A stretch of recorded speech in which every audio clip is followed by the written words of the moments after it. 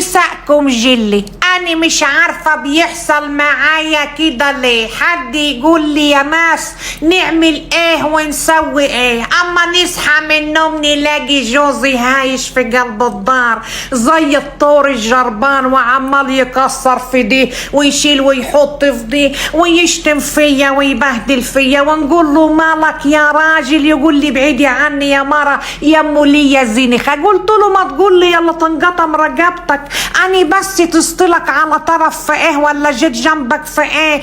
قال لي يا مرة انت كلك على بعضك كده ما انتش عجباني، كفايه اني بنرجع من الشغل تعبان ما نلاقيش لقمه حلوه من عمايل ايديكي نرم بيها بدني. قلت له احا ده انا بنعمل لك الحلو كله وما بيتمرش فيك، عايز ايه مني تاني؟ كلت صحتي ومعدتي وما خليتش حيلتي حاجه نعملها لك.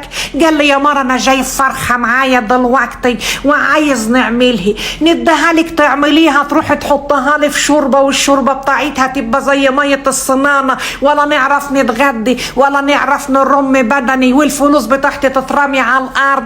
قلت له يا سلام عليك، يعني عايز مني قال لي مش عايز منك حاجه، انا عايز نتجوز عليك يا مرة. انا سمحت كده ورحت ساحبه اللوح بتاع السرير ونازله على دماغه مطرشقها له، وقع مني في الارض ورحت فجأة بصتهم شهيده عليه. الجيران دخلوا قالوا لي يا لهوي يا ام ابراهيم اما انك ولية قادره ومفتريه. قلت لهم اني مفتريه؟ اهلا وتحسوا بالنار اللي فيي. قال لي بس اهدي يا ولية شويه على نفسك كده، ومسكوا شويه ميه ساقعين راحوا رشوهم له وبخهم له على وشه، راح قام واقف بقى وراح شامتني بوكس في مناخيري، راح مطيرني بره معديني من الشباك. رحت جايبه الجله والزير اللي كانوا بره شايلهم على كتفي، ورحت داخله محوطه من باب الشقه وطرشق رحت مكسره له مناخيره زي ما كسرني، وهات يا ضرب الناس اتخرعت. خافوا بقى مني انا وهو وراحوا قافلين علينا الباب وهربانين. ديب بضريب كسرنا الشقه على بعض، وفي الاخر رحنا قاعدين نبص لبعض. قلت له بعدين بقى هنفضلوا ياما على الحال دي؟ قال لي طب نعمل ايه طيب ما انت اللي بتيجي علي. قلت له خلاص قول لي عايزني نعمل لك ايه وانا نعمل لك والصلح خير ونتصالح، اصل الخصام مش في الصالح. وقعدنا بقى نغزلوا في بعض وندلعوا في بعض ونزغزغوا في بعض.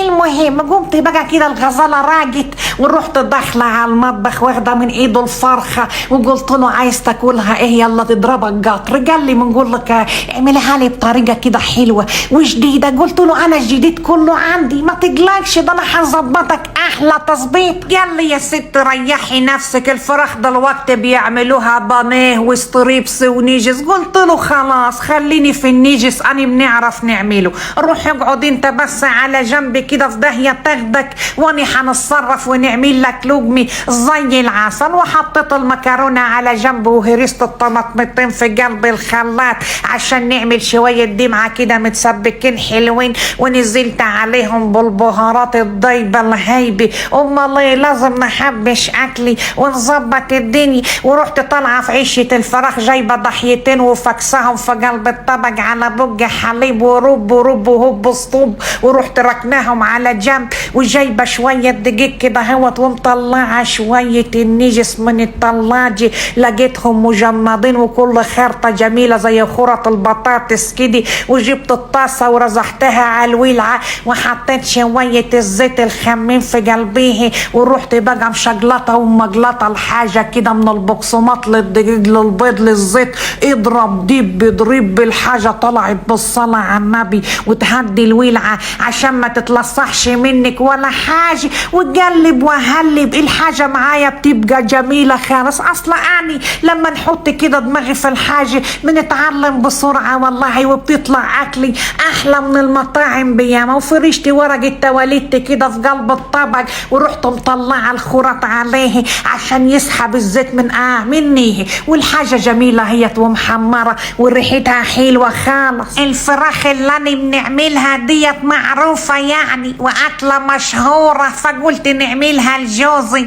اياكش يطمر في جتته المنحاسة، ورحت مشققة فحل البطاطس وحطيته في الزيت اللي طعمه متعص كده بالفراخ، ورحت جالياها فيه عشان تبقى مفحفحة وشاربة من ريحة الفراخ برضه، وجبت شوية الدمعة اللي انا عاملاها ومتصبكين تصبيكة بالطلازيني، ونزلت بيهم على المكرونة الشرايح وقلب لحد ما ريحتها وشكلها يفتح النفس. انتوا عارفين الطبق دي تشتروه بكم المطعم بالشيء الفلاني، لكن من عند ام ابراهيم رخيص خالص. ودي سلطة الكسلو جميلة وحلوة وتطري على القلب، بتتعمل مع الكنتاكوس بتبقى جميلة خالص، تعمليها مع الفراخ المحمرة المشمرة بتمشي يعني مع الحاجات دي. وقلت نعمل كده كوبايتين عصير عشان نروج على قلبي انا وزوزي، ورحت هرسة المنجاية كده وحطها في قاع الكوباية